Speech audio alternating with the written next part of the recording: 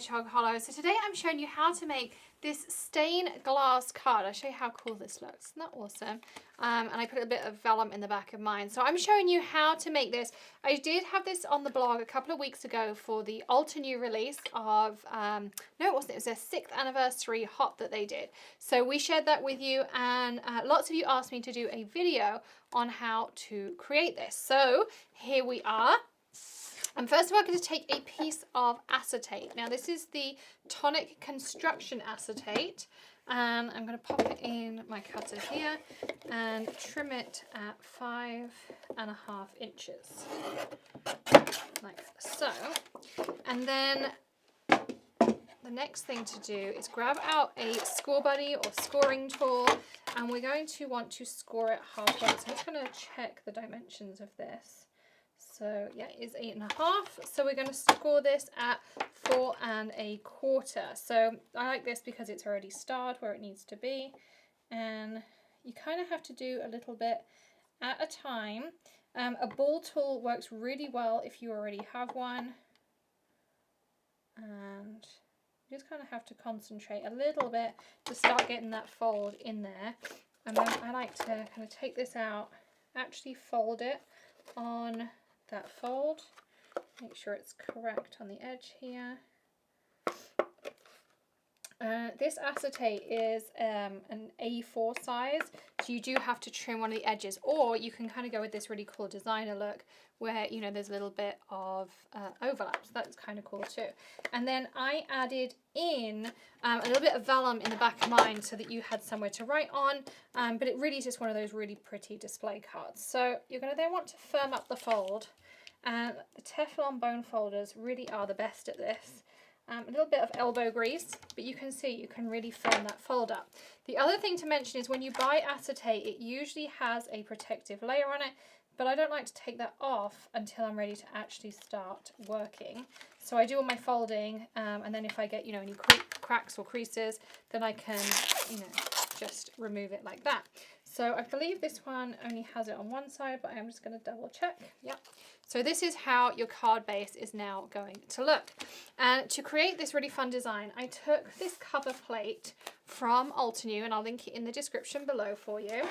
And I just die cut it out. So I'm going to pop this through my big shot that's right here.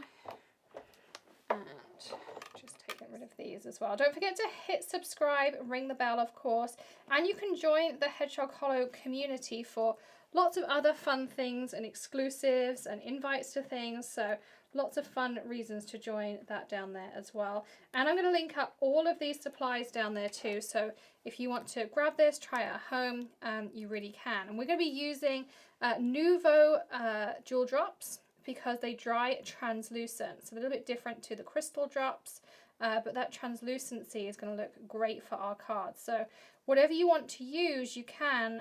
I just suggest something like jewel drops that are going to dry translucent. Glitter stickles will work, or glitter drops will work. You just don't want it something that, you know, dries really, really solid either. So just bear that in mind when you select what your colours are going to be. So I am nearly there. I'm just looking for something a bit more pokey. My craft pick seems to have gone missing. I'm going to blame Greg because he really loves that tool, and I really need to get him his own. We're pretty much there. So now what we're going to do is I'm going to show you my hack for delicate die cut. So you just turn it wrong, so I've got wrong side facing up. I'm going to take my Smooth Precision glue pen, and this is a new one. I think this is the first new one I've ever used. And what you do the first time you get it, you just want to prime it. I like getting this really thick tipped one as opposed to the thinner tips because I can use this for everything. I don't then need multiple different glue pens. So you just hold it down until you see some blue. You can see it starting to come down. We're pretty much there. And once you've done that, you've got like this chisel. There we go. We've got this chisel nib ready to go. So what I like to do is you can just dab on a really thin die cut like this. If it's a little bit more sturdy, I'll actually do it like a highlighter. But it goes on light blue, it dries completely clear, and you don't get any of that sticky mess from it either. So I like to just kind of dab around make sure everything is covered.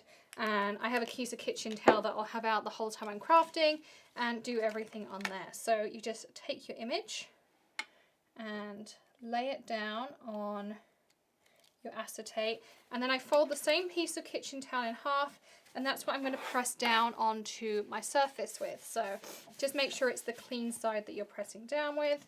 And you would, in an ideal world, want to let this dry for a little bit. You're not going to want to actually do this process straight away, but we're doing a video, so I'm going to show you immediately how you can open it and start working. So what you do is you open up your card, and you're going to want to press this all the way back again.